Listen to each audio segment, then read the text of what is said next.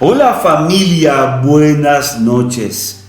Gracias por acompañarnos a este nuestro audio, tu audio, el nuestro, de este espacio que ya llevaré como 4 años más o menos de estarlo grabando. Luz en la noche. Y hoy, en el ombligo de la semana, miércoles, me acompaña mi hija menor Belén. Hola hija, buenas noches. Buenas noches familia. Qué alegría tenerte aquí, hijita. Estamos viendo una serie de temas sobre la fe y hoy arribamos al capítulo número 9 de los 10. Eso significa que este próximo viernes se termina. Por favor, compártelo con personas que necesitan, porque la fe no es un músculo que podemos ni debemos permitirnos que se nos atrofie. Hablando de este audio, ¿qué tal si nos quedamos con él, Belén? Sí, adelante. Nos quedamos con el audio.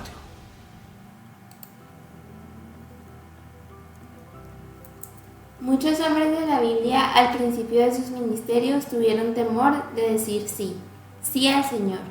Otros de una, sin pensarlo mucho, dijeron sí, Señor. ¿Por qué ustedes creen? Les dejo esa pregunta para que ustedes mediten. Por ejemplo, los que le dijeron sí al Señor fueron Abraham, Josué, Caleb, Otoniel, David, Saulo de Tarso y Timoteo. Y los que se la pensaron un poquito más también fueron muchos. Por ejemplo, Gedeón, Esther, Jeremías y Moisés. Otros, gente de luz en la noche, Belén, no tuvieron opción. Sobre todo en la época de los reyes, donde tenían que asumir el rol porque les tocaba en la línea generacional. Ya ustedes saben, este era un tema de monarquías. Pero ni uno ni otros fueron traicionados, abandonados, humillados en su rol. Todos fueron respaldados por Dios. ¡Qué maravilla! Y esto lo confirma, por ejemplo, el Salmo 25, verso número 2. Dios mío, en ti confío, no sea yo avergonzado. La confianza que depositamos en Dios nunca se da motivo de vergüenza, porque Dios no abandona a los que en Él creen. Flota en mi mente la pregunta: ¿estamos diciéndole sí a Dios? ¿De qué equipo seremos?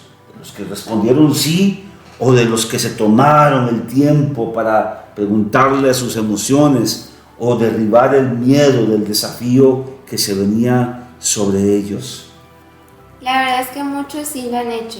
Educaron su corazón para que lo que les pida el Señor dirán sí, aun cuando exista temor, lo que es normal. Pero otros se pasan la vida sabiendo lo que deben de hacer, pero no lo hacen porque empoderaron el miedo, simplemente no quieren hacerlo. ¿En cuál escenario se encuentra hoy? Esa es una muy buena pregunta. El peor daño que se le puede hacer a un cristiano es que, por ejemplo, tome un seminario, digamos, de fe, y que toda esa verdad que recibe en el seminario no impacte su corazón transformándolo. Es decir, toda la información simplemente fue eso, conocimiento sin aplicación. En Efesios capítulo 2 nos amplía este panorama.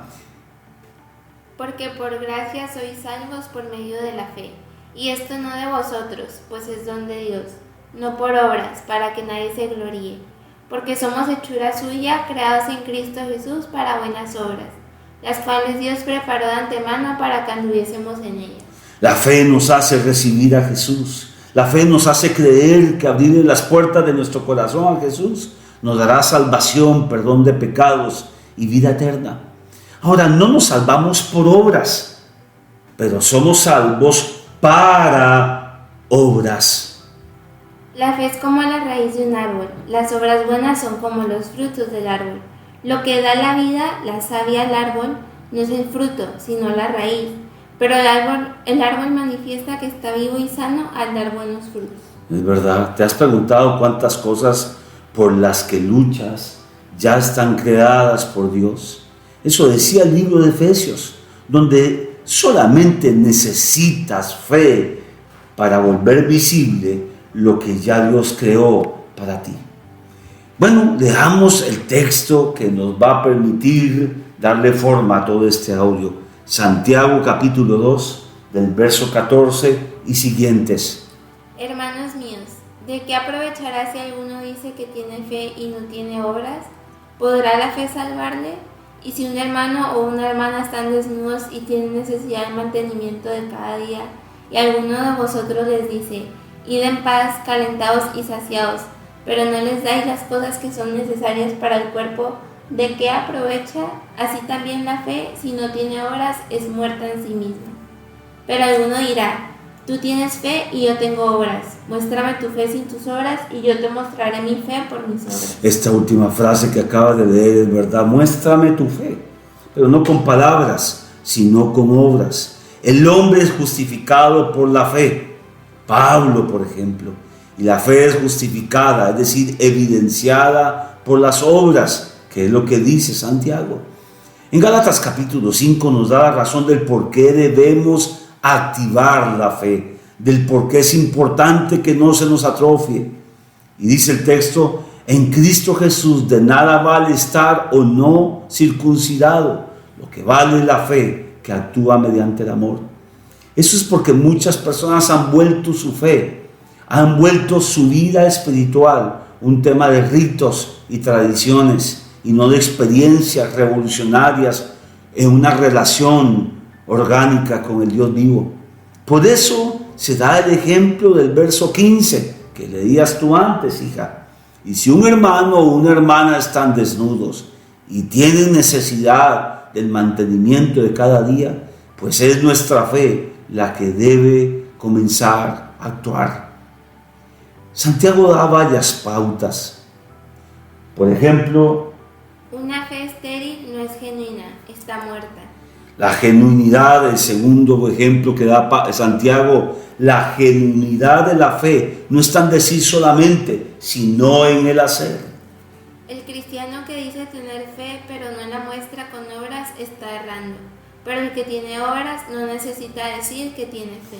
Y no es necesario decir que hay fe, las obras son nuestra evidencia.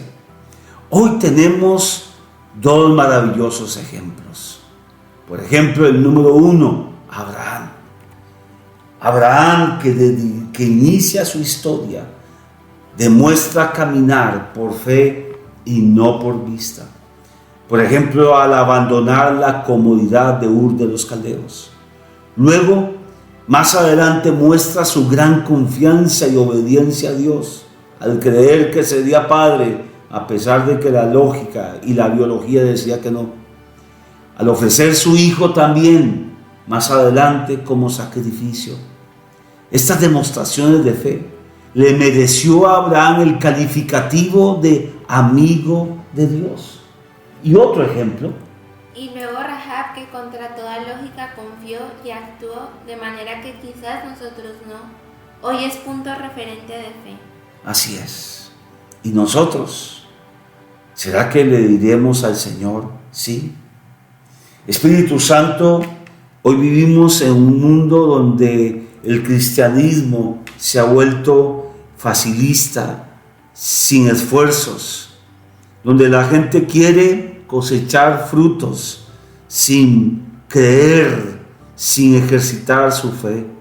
Espíritu Santo, hoy necesitamos decirte sí, y si lo hemos postergado, ayúdanos en nuestra debilidad. Hoy te queremos decir sí, Señor, sí a tus propósitos, sí a obedecerte, sí a confiar en ti, sí a creer que para ti no hay nada imposible. Sí, Señor, que tomado de tu mano asaltaremos ejércitos, conquistaremos montañas y veremos tu gloria, Señor. Sí, sí, como cuando le preguntaste a Jesús a aquel hombre si lo podía sanar y te contestó, sí, Señor. Sí, como Saulo de Tarso, que sin dilación, sin demora te dijo sí.